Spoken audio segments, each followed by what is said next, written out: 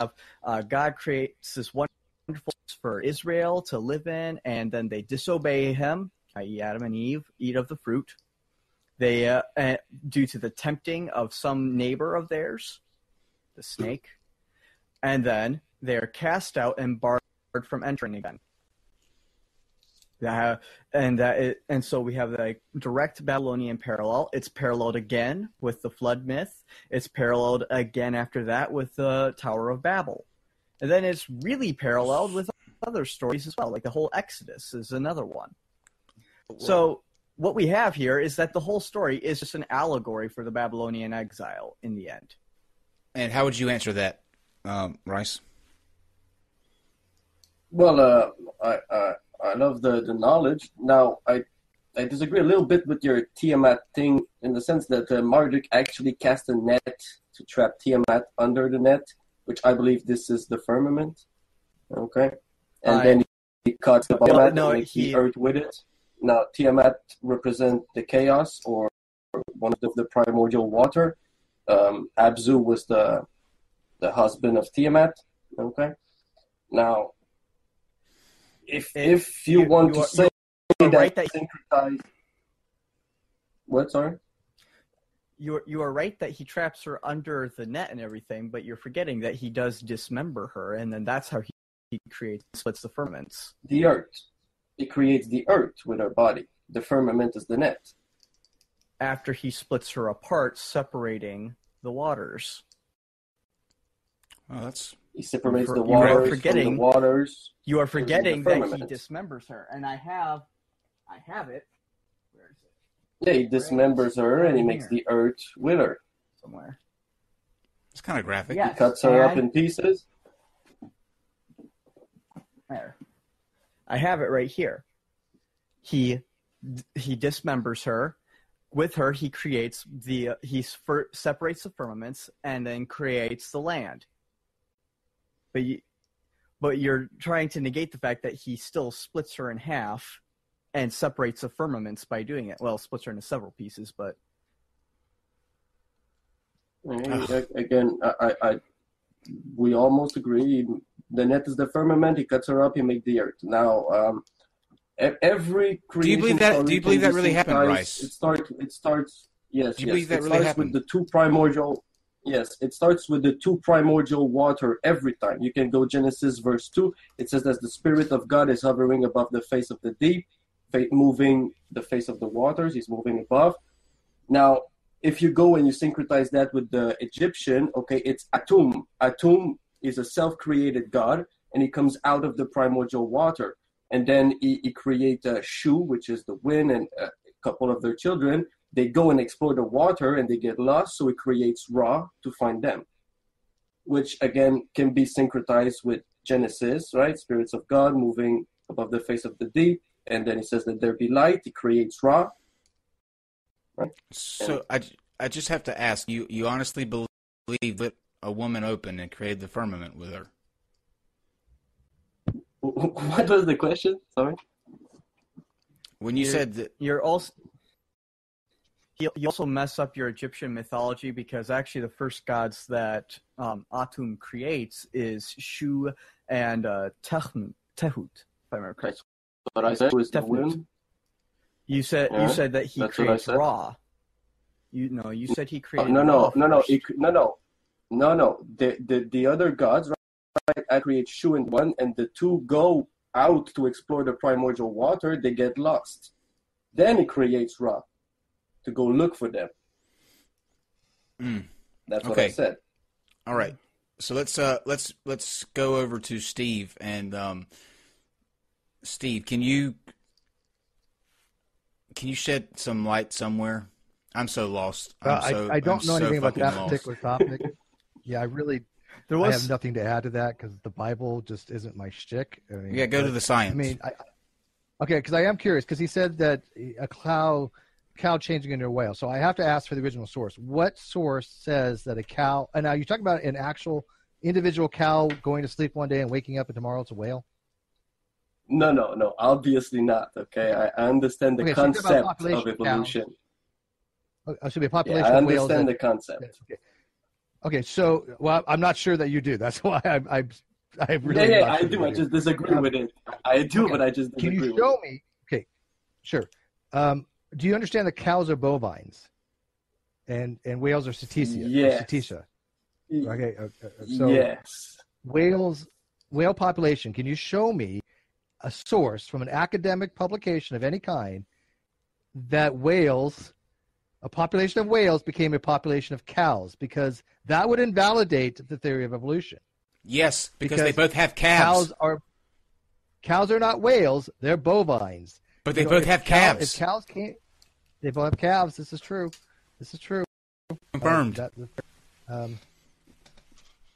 Both have milk. Again, Steve, They're both mammals. that's what I thought. Yeah, that's what I was taught going through the hang on public system in Canada. Let me finish. Cows are not whales, right? If they became whale, they would still be whales. That's called a monophyletic clade. So where have you read that whales populations have become cows?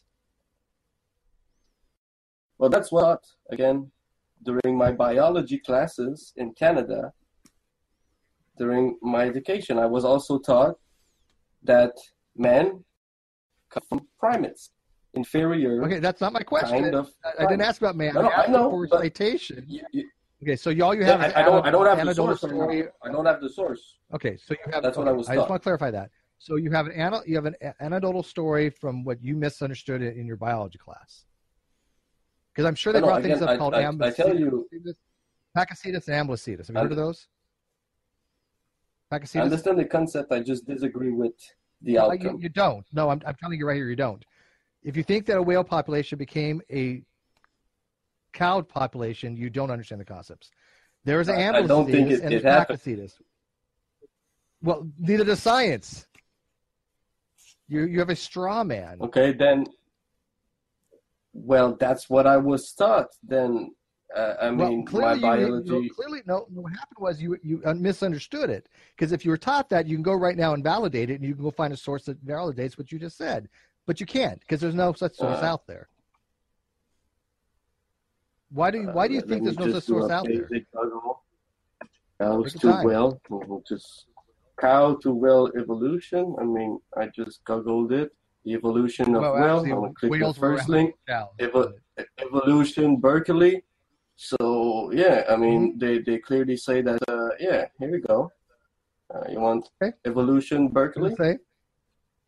Yeah, I know the page very well. Pixies becoming an Ambulocetus. Ambulocetus, two words that I just mentioned to you. So yes, I know what these concepts are. So there you have it. That's exactly what I was taught in school. That is not what you taught, and you're not even reading that correctly. Amblicitus or Pakicetus is not a cow. A cow did not come from a whale population. These are common ancestors. Do you understand what a common ancestor is? Yes, but I disagree. I have a common ancestor with anything else than a man. I'm not asking you about you. We're talking about whales and cows. Pakicetus and Amblicitus are common ancestors. But a cow did not come from that lineage. It did not come from a line of whales. Do you understand? Okay, well, again, that's what I was taught. I'm sorry if I strawman I don't believe that you were taught that. I think you just didn't understand it because you're not showing any comprehension of this whatsoever. So if you don't understand it now, I have a reason to believe you didn't understand it then. Because I know a lot of science teachers. I know a lot of biologists. I guarantee it, not one of them has ever taught what you are suggesting they taught. Not one. So could it be that you just didn't understand it properly? If I look there, you see it start with an hippopotamus. Is that better for you? What? Hippopotamus became whales? Do you prefer that? No, not a hippopotamus to become a whale. Well, that's exactly what Berkeley says. I'm looking at the graph right there. It starts with an hippopotamus millions of years ago, and then it goes to the Indolius, then a Pakicetus, a Bucolic, until the whale. I'll give you the link. Those are common ancestors, though. Yeah, I understand. I understand the concept. I disagree with it. Well, you don't understand your concepts because you're thinking a hippopotamus population over time became a whale population. That's not how it works. Something diverged. One population became hippopotami, and the other populations would go on to form Pakicetus, Amblicitus, Rodencetus. I can't pronounce half of them. I don't remember half of them. But there's a whale bunch of them. And then obviously 2 modern whales. So you have a common ancestor population, whatever that was. It split. One of them became hippopotami. The other one became all the other ones that have to do with Pakicetus and Amblicitus and those. Right? So when you're saying that hippopotamus population diverged into whale and hippopotami, no, that's absurd. Hippopotami is a line of phylogeny than whales. And if you need to get Aaron in here to help explain it, because he knows how to pronounce half these things that I can't, because that's what he does, we can do that. Okay. I understand the concepts. Again, So do you I understand the concept. just I'm sorry if I straw man. Okay, well that's cool. completely We want people to learn disagree. from here. Yeah, I completely disagree that hippopotamus and whales have a common ancestor. I believe they are two That's a different separated claim. Okay, creation. So. Okay, no, that's fine. No, that's a different claim. I don't think you can empirically prove to me that anything, again, to use a Kent Helven term that you're probably familiar with, anything can produce outside of its kind. I don't believe that. No, please. I can. Please, no. Yeah, we really can. Please don't kind us tonight. Please don't kind us. We can't take it. I know, but again, dogs will never produce non-dogs. Okay? Exactly. Oh, God. That's what I believe. But again, you have a problem with evolution, because if you go back far enough, no, we don't. Everything started with what? One single cell organism in the water. So technically, you're related to everything according to evolution. Well, all life is related. Congratulations. Yes, we are all related. Show that. We can You're related. Demonstrate that. And you're related to that pumpkin on the screen right there. You are related to that pumpkin. You are related to red. That was CGI. I don't believe that. You can show me similarities, but similarities don't prove evolution. They can show you, but you won't want to see it. You won't acknowledge it. You won't accept it. Show me what? What can you show me? Okay, first of all, every line of evidence we have indicates. Every line we have indicates that we are related to everything. We could use phylogenetics.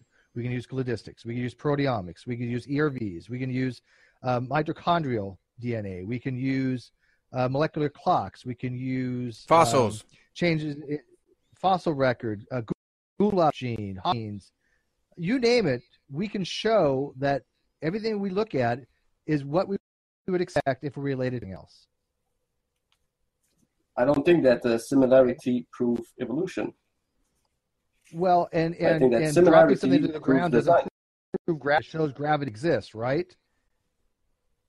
It doesn't prove gravity, but it shows gravity exists. We can show evolution exists. We can show that we are related to every other primate out because of genetics and the fossil record. There's a comparative homologies there, comparative morphology, comparative anatomical things. We are actually apes. I mean, we need. Okay, no, are you familiar with human chromosome number 2 fusion? Right? No, I don't know. Maybe. Okay, so you're not familiar with a lot of the even evidence out there. You're just dismissing it by fiat. So the human chromosome number 2 fusion is what happened about 3 to 6 million years ago. It was similar. Can you empirically prove that? Similar to the chromosomes. Yes, well, I can demonstrate it to you. If you look at pan-troglodyte 12 and pan-troglodyte 13, which is chimpanzee chromosomes, you look at human chromosome number 2, 2A and 2B, you'll see that they literally are head-to-head fusion, where they're like this. Yeah. They have the telomere in the middle. Yes. The cryptic telomere. Okay, that can only be on a fusion. Yeah, because telomeres are normally on the end of the chromosome. That is why we have a diploid number of 2n46, and all members of Homodia have 2n48, because there was a chromosome loss because of what's called a Robertsonian translocation or a fusion event. This is something we can actually demonstrate because we've actually sequenced the site. We've actually shown that you can actually see it go TTA, TGG, and then the antithesis of that. So you can actually see like 16 different repeats head to head. That is overwhelming evidence of a fusion. You see a fusion. You see a fusion in the chromosome. The two chromosomes fuse together to form one. Yes. There's a fingerprint on there. It's overwhelming. Okay. That's the only now explanation. Give me a scientific experiment. Give me a scientific experiment that is repeatable, observable, and testable that shows that this can